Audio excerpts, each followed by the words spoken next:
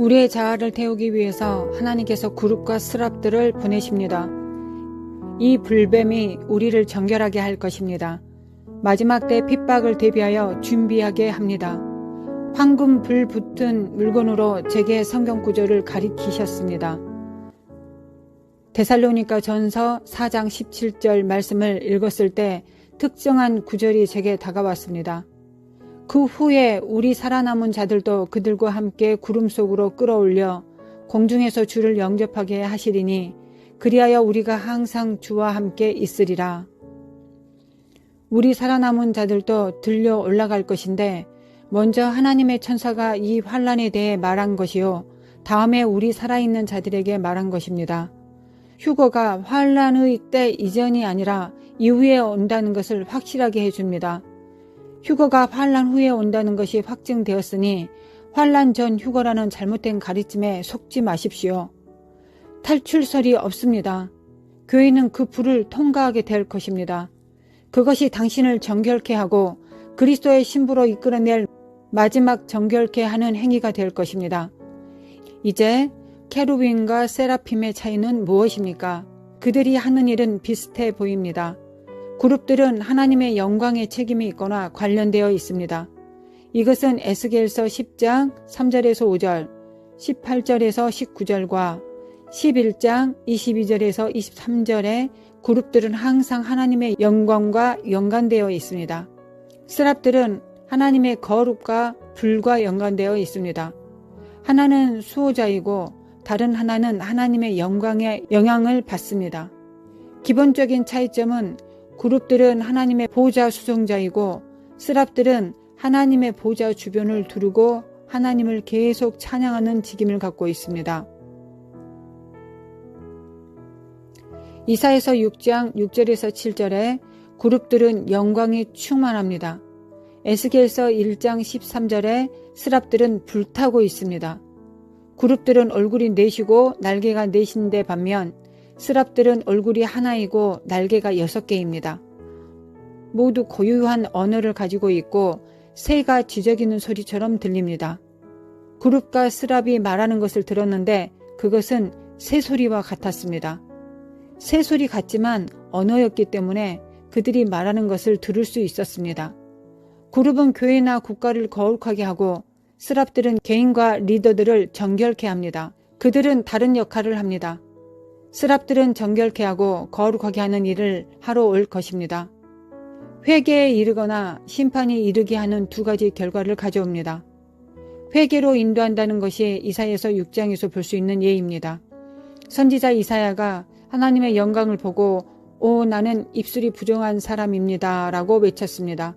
그때 한 스랍이 즉시 핀 숯을 가지고 내려와 이사야의 입술에 대며 내 악이 제하여졌고 내 죄가 사하여졌다고 했습니다. 이사야 선지자가 회개했고 정결케 되었습니다. 이제 심판에 대한 예는 사도행전 5장 아나니아와 삽비라에 대한 내용입니다.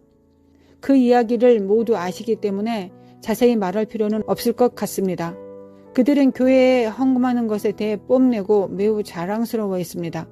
심지어 사도 베드로가 그 문제로 그들과 맞섰을 때에도 거짓말을 했습니다.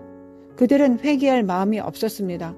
그들은 과감하게 거짓말을 했고 즉각 심판이 임하여 쓰러졌습니다. 회개 아니면 심판입니다. 그것은 오늘날 교회에서 일어날 일입니다. 회개하지 않으면 심판이 임하여 목회자들이 강단에서 죽어 나가게 될 것입니다. 이것을 제가 수년 동안 애원하고 있습니다.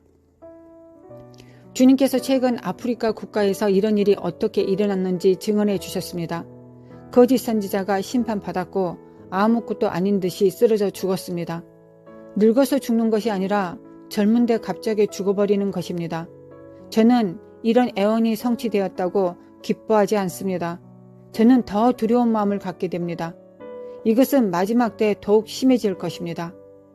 오늘 아침에 제가 주님을 기다리고 있는데 주님의 말씀이 임하였습니다. 저들에게 다시 상기시켜라. 내가 채찍을 가지고 올 것이다. 요한복음 2장에 나옵니다.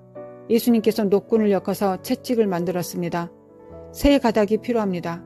삼겹줄은 쉽게 끊어지지 않습니다. 새 가닥을 엮어서 5에서 6피트 정도 되는 긴 채찍을 만들었습니다. 그 채찍을 휘두르면 심한 고통을 일으키거나 죽음에 이를 수도 있습니다.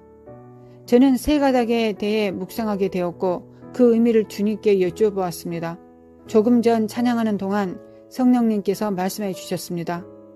첫 번째 가닥은 그룹이고 두 번째 가닥은 스랍이며 세 번째 가닥은 에스겔서 9장에 나옵니다.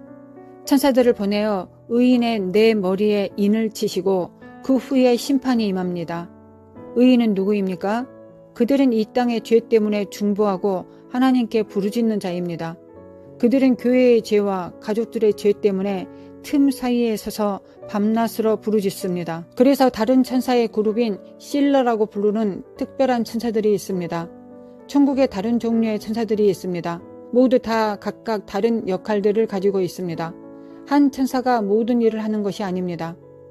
하나님은 다른 기능을 가진 큰 행정 조직을 가지고 계십니다.